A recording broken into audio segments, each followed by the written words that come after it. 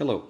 In S4S, we have a new way to display, either by grade or individual class, the information for the students in that grade or in that class that is housed in S4S.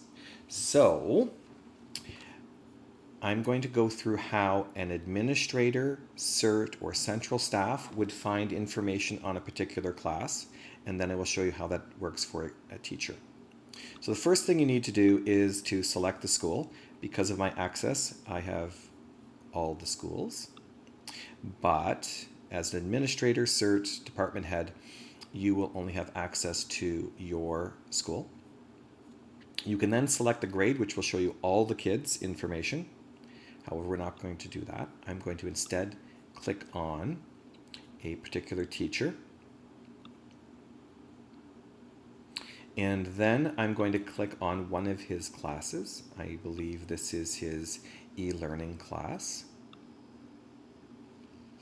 And then it will display a list of students and then everything about those students that is available in S4S. So for these 4 students, we don't have an exceptionality. There's no IPRC placement, IEP, student profile, safety plan, med plan, SAL, or referrals. Had there been one of those things, then there would have been an icon to click and you would have been able to view a PDF of an IEP, the student profile, safety plan, what have you. If you are a classroom teacher, your view is a little simpler. I just need to be able to find it. One moment, please. There it is.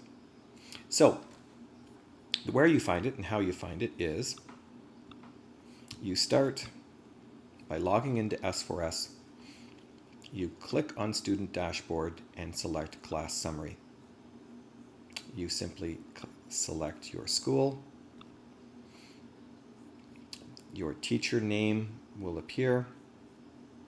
I don't have any classes assigned to me at Centennial Public School, but then I would click Find and I would see a list just like this with my students.